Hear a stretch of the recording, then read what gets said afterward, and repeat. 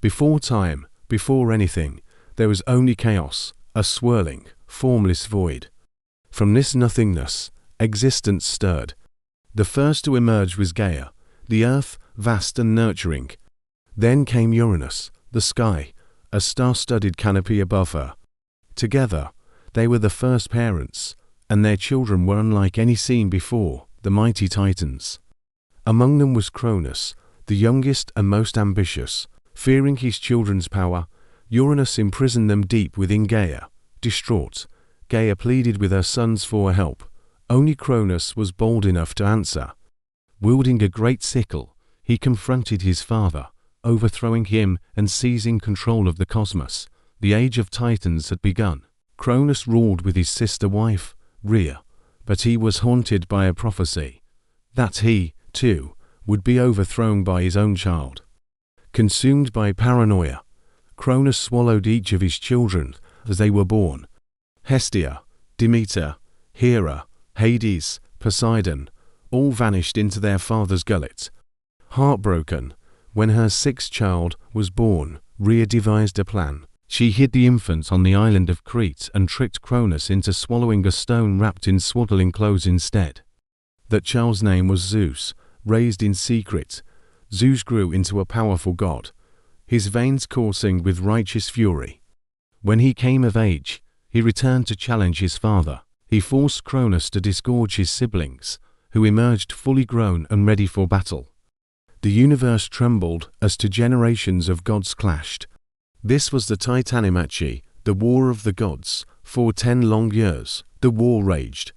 The Olympians, led by Zeus, fought from Mount Olympus, while the Titans fought from Mount Arthris. The conflict was a stalemate until Gaia advised Zeus to free her other children, the Cyclopes and the 100-handers, who had been imprisoned by Cronus.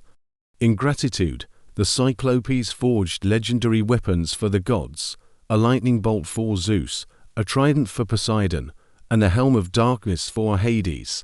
Armed with these new powers, the Olympians launched their final assault. Zeus unleashed the full might of his lightning, Poseidon shook the earth with his trident, and Hades moved unseen, sowing chaos. The Titans were overwhelmed. They were defeated and cast down into Tartarus, the deepest pit of the underworld, forever imprisoned. The reign of the Olympians had begun. From their magnificent home on Mount Olympus, the new gods ruled the world. Zeus, now king, governed the skies and upheld justice. His brother Poseidon commanded the seas, his powerful trident capable of stirring tempests and creating new lands. The other brother, Hades, ruled the shadowy underworld, a grim but just sovereign of the souls of the dead. Zeus's children formed a new pantheon of powerful deities. Athena, born fully formed from Zeus's head, was the goddess of wisdom, strategy, and warfare, her intellect as sharp as her spear. Apollo, the god of music, poetry, and prophecy, drove the chariot of the sun across the sky, bringing light and inspiration. His twin sister, Artemis, was the fierce goddess of the hunt, roaming the wilds with her silver bow. Then there was Aphrodite, the goddess of love and beauty, whose allure could captivate gods and mortals alike.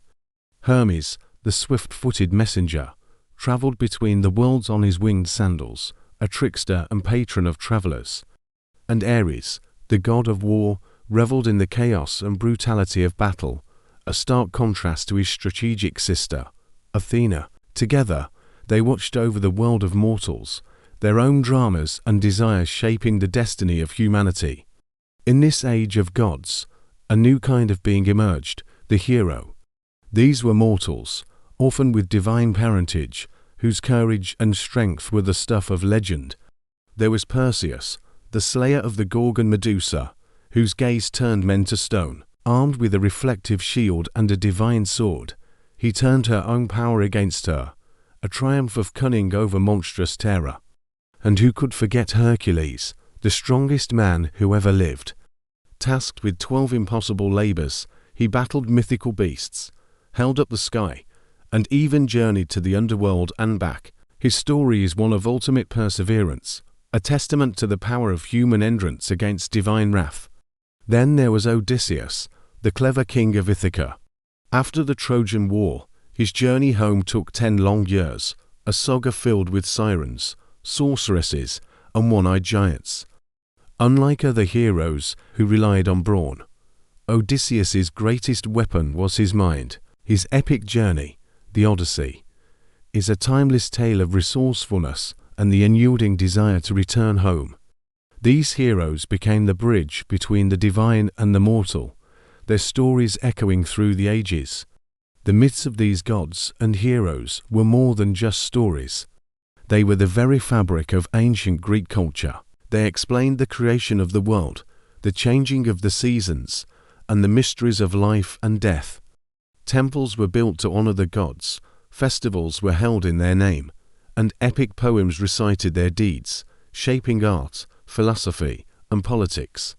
From the Grand Parthenon dedicated to Athena in Athens, to the Olympic Games held in honor of Zeus, the influence of mythology was everywhere. These tales provided a moral compass, teaching virtues like courage, wisdom, and justice, while warning against vices like hubris and cruelty.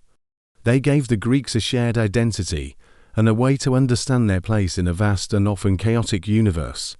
The legacy of these myths is so profound that they continue to inspire and captivate us thousands of years later. From chaos came gods, from gods came heroes, and from heroes came stories that never die. This is Greek mythology. Thank you for joining us on this epic journey. If you were captivated by these ancient legends, don't forget to like, share, and subscribe to our channel for more stories from the annals of history. Hit that notification bell so you never miss an adventure. Until next time, may your own story be a legendary one.